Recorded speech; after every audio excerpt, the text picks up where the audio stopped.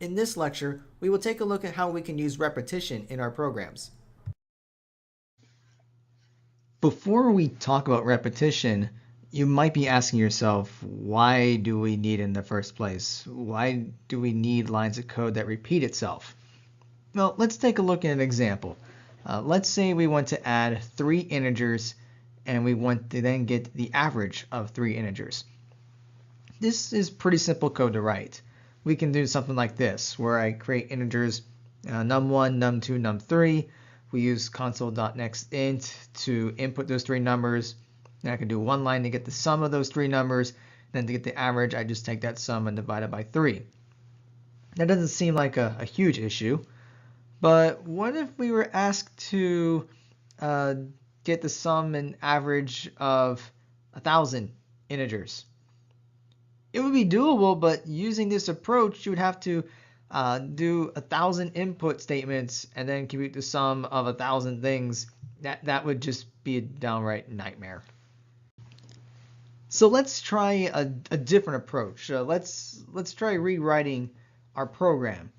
So let's say we have something like this, where sum is initially 0, and then we have some statement where we get an integer input and we store it in num, and then we take our current sum and just add num to it. For this example, let's say our input's going to be 5, 3, 7, 9, and then 4. If we run our code once, then sum is going to be, well, initially 0, and then we add 5 because that's our input, and we get 5. Now let's say we repeat the last 2 lines, lines 2 and 3. Well, sum is currently 5. Our input's 3, so we add 3 to it, and it would give us 8. If we repeat these last 2 lines again, our current sum is 8. Our input is 7. We add those 2 together, and we store 15 into our sum. So we can just kind of keep repeating this over and over again. So if we did this 1,000 times, then we can get the sum of 1,000 numbers without having to declare any additional variables. So that's why we want to use repetition. So if we have a very large task, we can simplify it by just having a couple lines of code and then just repeat that until we get the number of iterations or repetitions that we need. So since there are a ton of cases where we want to repeat sections of code, we need to talk about how we can do that in our programs.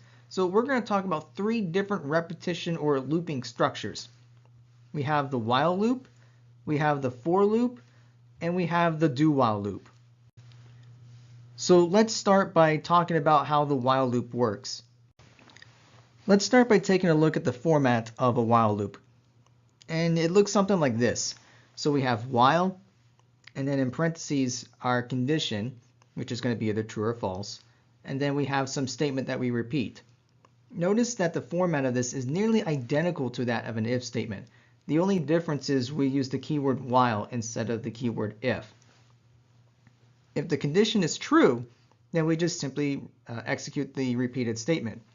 Now, this repeated statement can be a single statement or it could be a compound statement that's paired with some curly braces. The difference, though, is as long as our condition is true, we're going to keep running our repeated statement. So we're just going to run our statement, and then we go back to our condition. We check if it's true. We run our repeated statement or statements, and we just keep going in this cycle.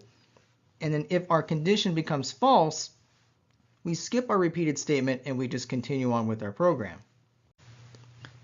At this point, you should be asking yourself a very, very important question. Is it possible that our condition remains true forever? And the answer to that is yes, it is very well possible. You could have your condition be true, you execute your repeated statements, you go back, your condition is still true, and you can keep running your repeated statements and just keep doing this forever and ever and ever and ever. So a loop that runs forever is what we call an infinite loop. And this is a very common error that students do when they first learn the programs. They forget to change our conditions. So you know when you encounter such a problem, when you get an infinite loop, because the same lines of code are going to run forever and your program just never stops. At this point, the only way you can actually end your program is to just manually kill it or just close the program completely. So if we want to avoid an infinite loop, we have to make sure that at some point our condition becomes false. It may not have to be immediately, but there has to be something that causes it to change, because if we never give the condition a chance to become false, then we're going to get an infinite loop. Let's do a quick example of a while loop and just show what actually happens. So we'll just write a really quick program. So do public class called while loop, public static void main. Put all this stuff in here. Okay, so let's do something like this. We're going to create an integer variable I, and we'll initialize it to 0. And then we just do while, and we'll say as long as I is less than or equal to 20. Then we'll do system.out.print. We'll do I plus, and then a space. And then we'll put in here I equals I plus 5. So what's going to happen here? So we'll go ahead and save that. So I is initially 0, and as long as it's less than or equal to 20, we're going to print the value of I and add a space to it. And this line right here adds 5 to the value of I every time we go through this loop. So eventually the value of I will exceed 20, which means our condition becomes false, and then we get out of the loop. So let's run this and see what happens. Okay, let's recompile. Okay, no problem. We'll recompile. Now let's try running it. There we go.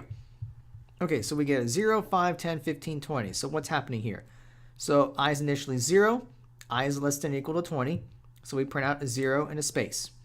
We add 5 to it, so we come back to the while loop. Now I is 5, so 5 is less than or equal to 20.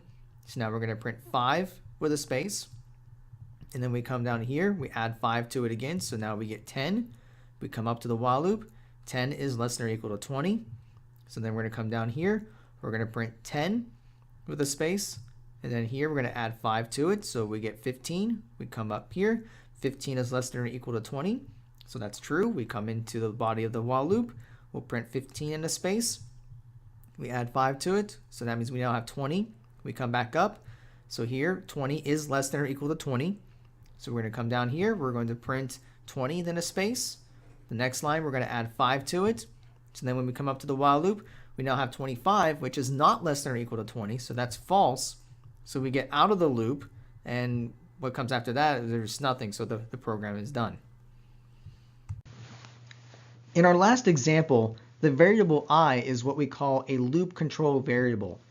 Now, this is simply a variable that will update itself each time we run through our loop.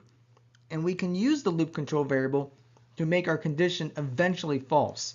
In fact, without a loop control variable, we would get an infinite loop because we don't have a way of making sure our condition becomes false. So this loop control variable is how we can help with that. So when we design a while loop, then we need to make sure that the loop control variable is initialized. Because if we're going to compare it in our condition, it's kind of hard to do it if there's nothing in it. So we also need to make sure that our loop control variable does change so that eventually it will become false. So the way we do this is we update our loop control variable in the body of our loop. So here is an updated template of our while loop.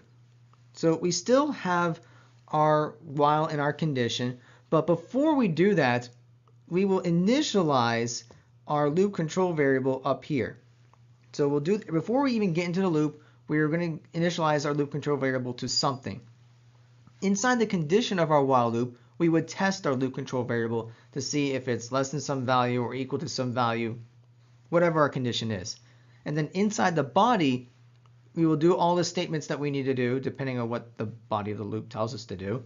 And then finally, we would update our loop control variable so that way when we go back to our condition, eventually our loop control variable becomes false, so then we can get out of the loop and resume running our program.